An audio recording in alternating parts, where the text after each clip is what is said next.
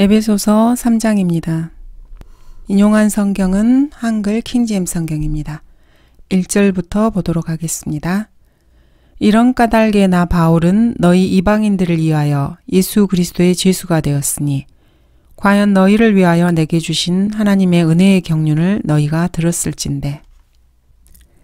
이 부분은 극단적 세대주의자들이 진리의 말씀을 올바로 나누지 못한 대표적인 부분입니다. 극단적 세대주의자들로는 벌링거와 스템이 있습니다. 이들은 하나님께서는 어떤 것을 계시하기 전에는 아무것도 하실 수 없다는 그런 생각을 가지고 있었습니다. 이들은 교회가 시작되기 전에는 어떤 신비의 계시도 있을 수 없고 교회는 바울과 함께 시작되었다고 생각합니다. 또 교회가 시작되기 전에는 어떤 신비의 계시도 있을 수 없으며 교회는 사도행전 28장 이후에 시작되었다고 그렇게 생각합니다. 하지만 이들의 생각은 다 틀렸습니다. 교회는 예수 그리스도의 죽으심과 장사되심과 부활과 더불어서 시작되었습니다. 그리고 교회가 시작되었지만 이 교회의 신비를 사람들에게 계시되지 않은 상태에서 시작된 것입니다. 1절에서 말씀하는 이런 까닭에는 2장에서 설명된 건물을 가리키고 있습니다. 그리스도의 몸된 교회는 한 건물로 유기체적으로 함께 지어져 가고 있는 것입니다. 2절은 하나님의 은혜의 경륜을 너희가 들었다고 말씀하고 있습니다.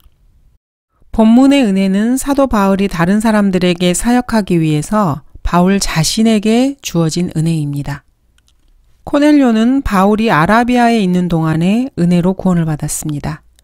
에디오피아 내시는 바울이 예수님을 만나서 말에서 떨어지기 전에 이미 구원받은 상태였습니다. 또한 베드로가 방언을 말하기 전에 이미 죽어가던 강도는 은혜로 구원을 받았습니다. 이렇게 은혜로 구원받은 것은 훨씬 이전으로까지 거슬러 올라갑니다. 아담, 아벨, 노아, 아브라함은 모두 율법의 행위와 상관없이 믿음으로 말미암아 은혜로 구원을 받았습니다. 아담의 구원 역시 어떠한 행위와도 상관이 없는 구원이었습니다. 그러므로 하나님께서는 바울에게 은혜를 주셨습니다. 이 은혜는 바울에게 다른 시대들에서는 사람들의 아들들에게 알려지기 아니한 그런 신비를 이해하게 하신 은혜였습니다. 3절, 이것은 그분이 계시로 내게 신비를 알게 하신 것이며 내가 전에 간략하게 쓴 것과 같으니. 주님께서는 바울에게 향상된 계시를 주실 것을 약속하셨습니다. 율법에 따라서 경건하게 사는 사람으로 모든 유대인들로부터 좋은 평판을 얻고 있었던 아나니아는 바울을 데려다가 침례를 주었습니다. 그때 아나니아는 바울에 대해서 이렇게 말합니다. 우리 조상의 하나님께서 너를 택하여 그분의 뜻을 알게 하시고 그 의로우신 분을 보게 하시며 또 그분의 입에서 나온 음성을 듣게 하셨느니라. 바울은 그 의로우신 분, 즉 하나님을 보았습니다. 그리고 그분의 입에서 나온 음성을 들었던 것입니다. 그러나 이 시대에 자신이 하나님으로부터 어떤 계시를 받았다고 하는 자들은 모두가 다 거짓말쟁이들입니다. 이미 성경이 완성되었고 성경 외에 또 다른 계시라는 것은 있을 수 없습니다. 예수님께서는 그 당시 제자들에게 내가 아직도 너희에게 말할 것들이 많이 있으나 지금은 너희가 그것들을 감당할 수 없다고 하시면서 제자들에게 말씀하시는 것을 삼가셨습니다. 이때 주님께서 감추어 두신 그런 말씀들을 바울에게 계시하신 것입니다. 바울은 내게 이런 신비를 알게 하신 것이라고 말하고 있습니다. 이 말은 하나님께서 바울에게 신비를 알게 하셨다는 것입니다. 이 신비가 바울과 함께 시작되었다는 말은 전혀 아닙니다.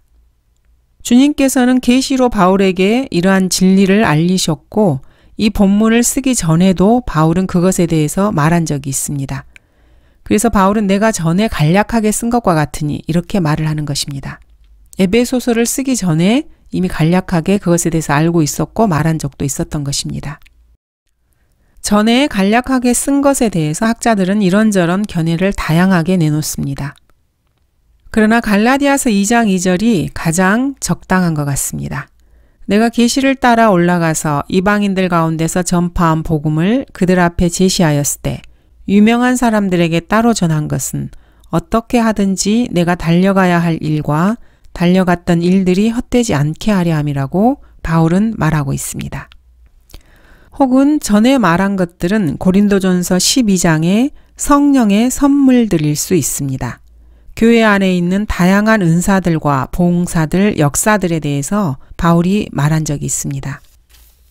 또한 그리스도의 몸 안에 있는 사역자들과 은사들에 대해서도 간략하게 쓴 적이 있습니다. 바울이 내가 전에 간략하게 쓴 것과 같으니라고 이렇게 말할 때는 결코 에베소서 자체를 언급하는 것은 아닙니다. 바울은 사도행전 15장, 16장 훨씬 이전에 이 그리스도의 몸에 관해서 말한 적이 있습니다. 즉 예수님의 아우 야고보가 주재했던 예루살렘 회의가 있기 훨씬 이전의 몸에 대해서 말한 적이 있습니다.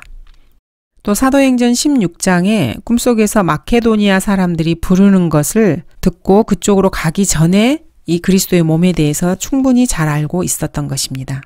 바울이 말하는 신비라는 것은 예수 그리스도의 몸인 교회가 시작될 것이라는 그 말이 아닙니다. 신비는 바로 6절입니다. 이방인들이 복음을 통해서 그리스도 안에서 공동 상속자가 되고 한 몸이 되고 그리고 예수 그리스도의 약속에 동참자가 된다는 것, 이것이 바로 신비입니다.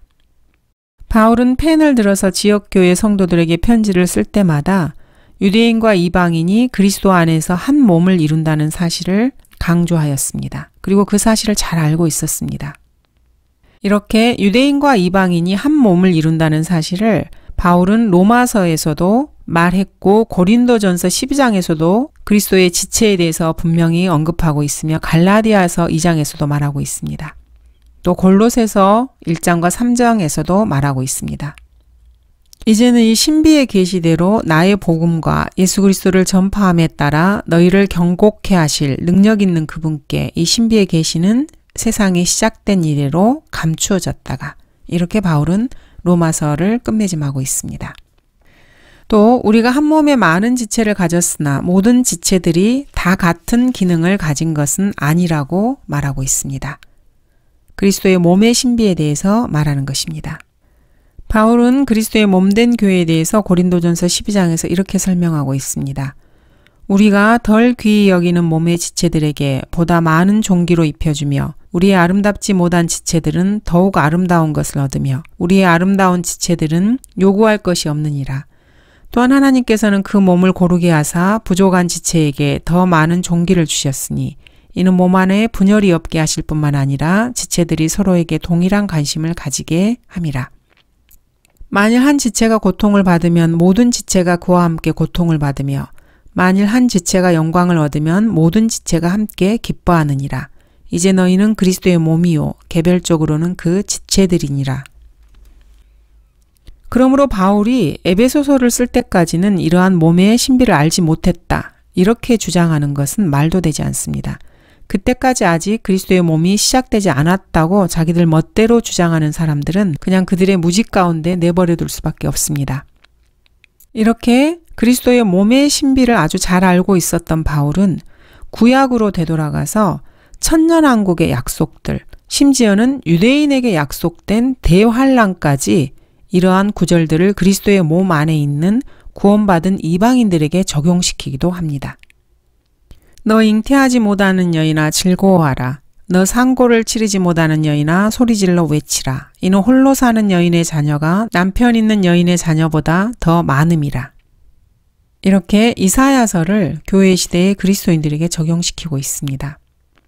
이러한 이유로 인해서 존 R. 라이스 같은 근본주의자들은 교회가 아담과 함께 시작되었다는 얼토당토하는 그런 주장을 펴기도 합니다. 이렇듯 성경을 사서로이 해석하고 자신의 시각으로 성경을 바라보게 되면은 성경에 있는 수백 개의 구절들에 걸려 넘어지는 것은 당연한 일입니다. 구약에서부터 사도행전 7장까지는 주님께서는 사람들의 의지와 선택에 따라서 시대를 대환란으로 갈 수도 있게 하셨고 아니면은 교회 시대로 흐를 수 있게 장치를 해두셨습니다.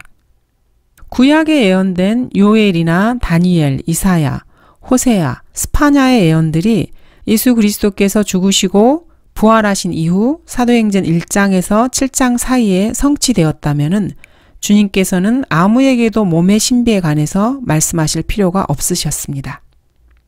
그리고 교회 시대에 없이 그리스도의 재림이 이루어졌을 것입니다. 그렇다 해도 사도행전 2장에서 오순절 이후에 3장과 6장 사이에는 그리스도 안에서 유대인과 이방인이 이미 한 몸을 이루고 있는 그리스도의 몸이 형성되어 있었습니다. 그러므로 유대인과 이방인으로 이루어진 이 몸은 여전히 존재하게 됩니다. 제자들의 예루살렘 회의가 있기 이전에 바울은 이러한 계시들을 얻었습니다. 그리스도의 몸에 대한 예표는 구약 여러 곳에 있습니다. 성경에서 가장 위대한 그리스도의 모형인 요셉 역시 이방인 신부와 혼인을 합니다. 그리고 모세와 다윗 역시 이방인 신부와 혼인을 합니다. 이렇게 교회의 모형이 구약 여러 곳에 나와 있습니다. 그러므로 바울이 에베소서를 쓸 때 그때서야 그리스도의 몸의 신비에 대한 계시를 받았다고 주장하는 자들은 참으로 눈과 귀가 없는 사람들입니다. 여기 에베소서 3장에서 말씀하는 바는 다음과 같습니다. 하나님께서 유대인과 이방인으로 이루어진 몸의 신비를 바울에게 계시하셨다.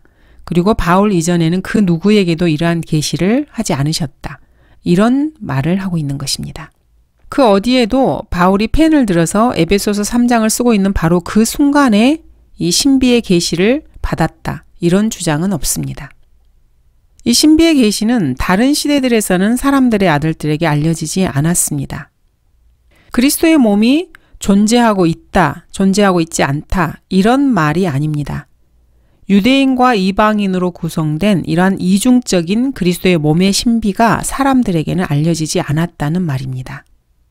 이러한 구원에 관해서 사람들이 받게 될 은혜에 관련해서 구약의 선지자들은 자신들이 예언한 것들을 열심히 조사하고 살펴보면서 그것을 알고 싶어 했습니다. 그러나 그들에게는 이 진리가 계시되지 않았습니다. 7절 이로써 그분의 능력이 효과적으로 역사하신 대로 내게 주신 하나님의 은혜의 선물을 따라 내가 이 복음의 일꾼이 되었노라.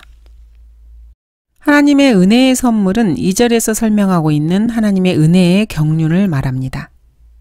이러한 신비는 바울이 현재 에베소서를 쓰고 있는 그 시간에 성령으로 그의 거룩한 사도들과 선지자들에게도 다 계시되어진 상태였습니다. 바울이 에베소서를 쓰고 있을 때쯤에는 베드로, 요한, 주의 형제, 야고보 등도 바울이 알고 있는 만큼 이 진리에 대해서 많이 알고 있었던 것입니다. 창세전에 하나님의 마음속에 있었던 그리스도의 몸의 신비에 대해서 아는 것은 이 몸이 언제 시작되었는가 그것과는 전혀 상관이 없는 일입니다. 그리스도의 몸은 공식적으로는 사도행전 2장의 오순절에서 시작되었습니다. 그러나 그리스도께서 갈보리에서 속죄일을 완성하심으로 이 몸을 형성할 수 있는 길이 이미 만들어져 있었습니다. 이러한 그리스도의 몸의 신비는 사도행전 1장부터서 7장까지 스테판이 돌로 죽임을 당하는 그 사이에 사도들과 선지자들에게는 알려지지 않았습니다. 그래서 베드로는 사도행전 3장에서 의도적으로 갈보리가 아니라 재림 때 죄들이 지어질 것에 대해서 설교를 하였습니다. 그리스도의 몸은 그리스도의 육신적인 몸이 영광으로 들어갈 때야 비로소 형성될 수 있었습니다. 그 몸은 누구도 알지 못한 채 형성되었고 구약에는 예언되어 있었지만 그 일이 일어나진 않았습니다. 그리스도의 몸이 이렇게 형성되자 주님께서는 이방인들에게 보낼 사도를 부르시기 전까지 경륜의 성격에 대한 계시를 유보하셨습니다.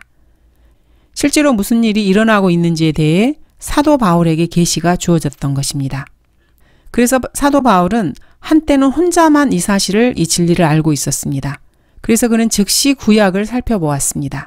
그리고는 이 진리가 구약의 저자들에게는 알려지진 않았지만 구약에 숨겨져 있었다는 것을 발견하게 되었습니다. 베드로서에서는 이렇게 기록하고 있습니다. 그들 안에 계셨던 그리스도의 영이 그리스도의 고난과 다가올 영광을 미리 증거하실 때 그 영이 무엇을 또 어떤 시기를 지시하시는지 탐구하던 것이니라. 그들이 행한 사역들은 자신들을 위한 것이 아니라 우리를 위한 것임이 그들에게 계시되었고 이것이 하늘로부터 보내신 성령으로 너희에게 복음을 전한 자들을 통하여 너희에게 이제 전해졌으며 천사들도 살펴보기를 간절히 바라는 것들이니라. 이렇게 구약에 숨겨진 진리들은 여러 가지 증거 구절들로 입증되었습니다. 마태복음 18장에서는 그래도 그 말을 듣지 아니하거든 교회에다 말하고 교회의 말도 듣지 아니하거든 그 사람을 이교도나 세리와 같이 여기라고 말씀하십니다. 그 당시에도 교회가 있었던 것입니다. 사도행전 2장의 오순절 이전에도 지역교회가 있었습니다. 그러나 이 교회는 사도행전 2장의 오순절에 가서야 비로소 성령의 능력으로 살아있는 유기체가 되었습니다. 이 그리스도의 몸은 사도행전 2장에서 오순절을 통해서 형성된 것처럼 그렇게 빨리 또다시 이 땅을 떠나게 될 것입니다. 우리가 흙으로 만들어진 자의 형상을 입은 것 같이 하늘에 속한 분의 형상도 입으리라. 그러나 형제들아, 이제 내가 이것을 말하노니 혈과 육은 하나님의 나라를 상속받을 수 없으며 썩을 것은 썩지 아니하는 것을 상속받을 수 없느니라. 보라, 내가 너희에게 한 가지 신비를 말하노니 우리가 다 잠잘 것이 아니요 오히려 우리가 모두 변화될 것이니 마지막 나팔 소리에 눈 깜짝하는 순간에 그러하리라. 나팔 소리가 나면 죽은 자들이 썩지 아니하는 몸으로 일으켜지며 우리도 변화되리라. 그리하여 이 썩을 몸이 반드시 썩지 아니할 몸을 입고 이 죽을 몸이 반드시 죽지 아니할 몸을 입으리라. 베드로, 야고보, 요한은 바울이 이 몸 안으로 들어오기 오래전에 이미 그리스도의 몸 안에 있었습니다. 바울은 로마서 16장에서 자신의 친척들과 함께 갇힌 안드로니코와 유니아에게 문안하라고 말하면서 그 사람들은 사도들 중에서 이름 있는 자들이고 또한 자신보다 먼저 그리스도 안에 있었다 이렇게 말하고 있습니다. 그리스도 안에는 이들이 먼저 바울보다 있었지만은 향상된 계시와 관련해서는 바울보다 더 늦게 알게 된 것입니다. 8절 모든 성도들 가운데서 가장 작은 자보다도 더 작은 나에게 이 은혜를 주신 것은 이방인들 가운데 헤아릴 수 없는 그리스도의 풍요함을 전파하게 하려는 것이라. 바울은 자신을 모든 성도들 가운데서 가장 작은 자보다도 더 작은 자라고 말하고 있습니다. 이는 고린도후서에서 자신을 지극히 위대한 사도들에게 뒤진 것이 없다 이렇게 표현했던 말과 죄인들 중에서 내가 우두머리라 이렇게 표현한 것의 중간 정도에 해당한다고 할 수 있겠습니다. 이방인들 가운데 헤아릴 수 없는 그리스도의 풍요함을 전파하게 하려는 것이라. 바울은 사도행전 15장의 예루살렘 회의 있기 이전에 이미 이렇게 전파하였습니다. 바울이 갈라디아서에서 예루살렘을 방문한 사실을 기록한 것을 보더라도 분명한 일입니다.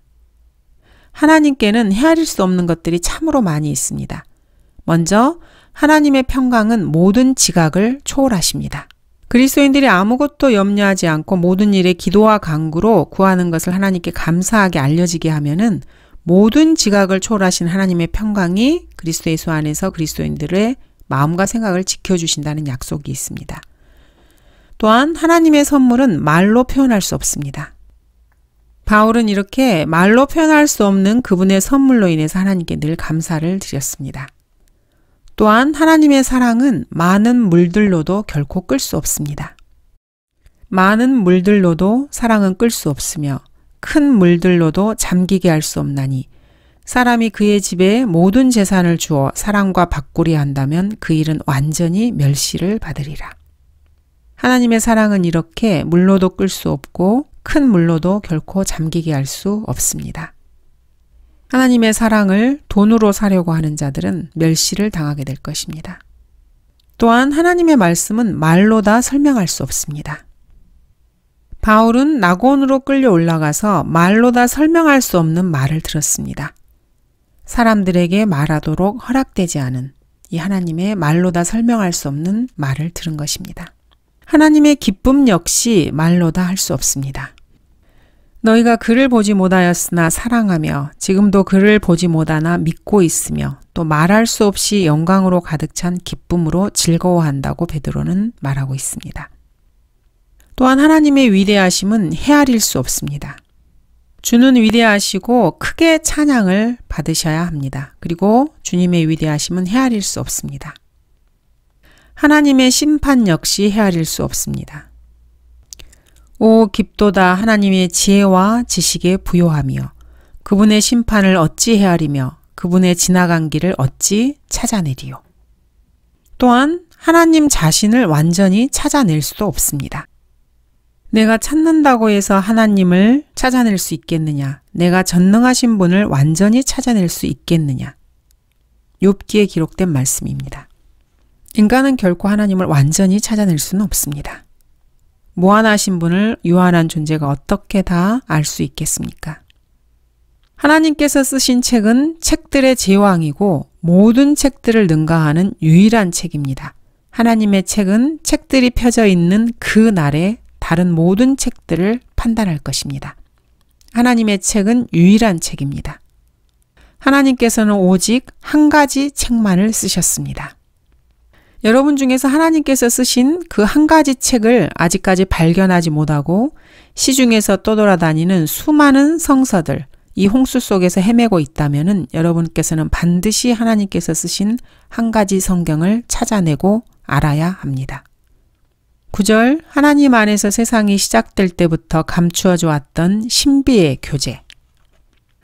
하나님께서는 구약에서 그리스도의 몸에 대해서 1000번도 더 넘게 언급하실 수 있으셨습니다. 하지만 아무도 그것을 찾아낼 만큼 지혜롭지는 못했습니다. 그리스도의 몸은 하나님 안에서 감추어진 신비였습니다. 하나님께서 원하기만 하셨다면 모세, 다윗, 이사야, 에레미야, 침례인 요한, 데마, 베드로, 야고보, 유다, 빌라도, 도루카, 푸블리오에게 이 신비를 계시할 수 있었을 것입니다. 그러나 하나님께서는 이 신비를 오직 바울에게만 계시하셨습니다. 바울의 사역의 일부는 유대인과 이방인이 함께하는 신비를 이해한 베드로, 야고보, 요한 등에게 맡겨졌습니다. 즉, 바울만 이방인들에게 복음을 전파한 것은 아닙니다. 9절에서는 이 신비의 교제가 무엇인지 모든 사람에게 알게 하려는 것이라고 말씀하고 계십니다. 9절을 다시 한번 읽어보겠습니다. 또 예수 그리스도를 통하여 만물을 창조하신 하나님 안에서 세상이 시작될 때부터 감추어져 왔던 신비의 교제가 무엇인지 모든 사람에게 알게 하려는 것이니. 바울 역시 이 신비의 교제를 모든 사람이 알길 원했습니다. 그래서 바울은 시몬 베드로가 이 신비의 지식에 역행하는 행동을 했을 때 그를 책망하고 질타하기도 했습니다. 시몬 베드로가 이방인과 함께 먹다가 유대인들이 오고 있다는 말을 듣고 자신이 그렇게 하지 않은 척 위선을 부렸을 때 바울이 책망을 한 것입니다. 10절, 이는 이제 교회를 통하여 천상에 있는 정사들과 권세들에게 하나님의 다양한 지혜를 알게 하려는 것이라. 만물 안에 모든 것들을 채우시는 분의 몸은 우주의 너비와 길이와 깊이와 높이를 채우십니다. 그렇게 해서 교회의 창조와 형성을 에베소서 6장과 이사야 24장 21절의 무리들에게 보여주시고자 했던 것입니다. 즉, 정사들과 권세들과 이 세상 어두움의 주관자들과 높은 곳들에 있는 영적 악, 이렇게 영적인 존재들에게 그리스도의 몸을 보여주시고자 하신 것입니다. 그 날에 주께서 높은 곳에 있는 모든 자들의 군대와 땅 위에 있는 땅의 왕들을 벌하실 것입니다. 주님께서는 이렇게 높은 곳에 있는 자들에게 주님의 몸된 교회를 자랑하기를 원하시는 것입니다. 하늘의 군대들은 이제 지구에서 멀리 북쪽의 빈 공간, 그 너머까지 뻗어 있는 영적인 몸과 서로 얽혀 있습니다. 하나님께서 물질 세계를 창조하셨다는 것은 그리스도인이라면 누구나 잘 알고 있습니다. 이는 만물이 그에 의하여 창조되되 하늘에 있는 것들과 땅에 있는 것들과 보이는 것들과 보이지 않는 것들과 보좌들이나 주권들이나 정사들이나 권세들이나 만물이 그에 의하여 또 그를 위하여 창조되었기 때문이라. 그는 만물 이전에 계시고 또 만물은 그로 말미암아 존속하느니라. 이러한 물질적인 창조뿐만 아니라 이 창조가 그분의 영적인 창조와 연관됩니다. 보이는 것 외에 보이지 않는 것들까지도 연관이 되는 것입니다. 그래서 9절에서는 예수 그리스도를 통하여 만물을 창조하신 이렇게 말하고 있습니다. 여기에는 물질적인 세계와 보이지 않는 영적 세계가 다 포함이 되는 것입니다. 12절입니다. 이것은 하나님께서 그리스도 예수 우리 주 안에서 계획하신 영원한 목적에 따른 것이니라. 그 안에서 우리가 그분을 믿음으로 담대함과 확신을 가지고 나아가느니라. 다시 외계, 우주에 대한 관련 구절이 나오고 있습니다. 이 구절은 사실 이 세상뿐만 아니라 오는 세상에서도 그리스도인들이 모든 정사와 권세를 넘어서 하늘의 위엄의 보좌로 나아간다는 것을 보여주고 있습니다. 히브리서 9장 9절부터 12절을 보도록 하겠습니다. 그것은 현재를 위한 모형이었으니 그에 따라 예물들과 희생제물들을 드려도 양심에 관해서는 섬긴 자를 온전케 할 수 없었도다. 이 예배는 오직 먹는 것과 마시는 것, 여러 가지 신는 것과 육신의 율례들에 근거한 것으로 이것들은 개혁의 때까지만 부과된 것이로다. 그러나 그리스도께서는 다가올 선한 것들의 대제사장으로 오셔서 손으로 짓지 아니한 곧 이러한 건물이 아닌 더 크고 더 온전한 성막을 통하여 염소와 송아지의 피로 아니하고 오직 자신의 피로 한 번 성소에 들어가셔서 우리를 위하여 영원한 구속을 이루셨느니라. 그리스도의 피로 이루어진 그리스도인들은 하늘의 성소까지 들어갈 수 있습니다. 감사합니다.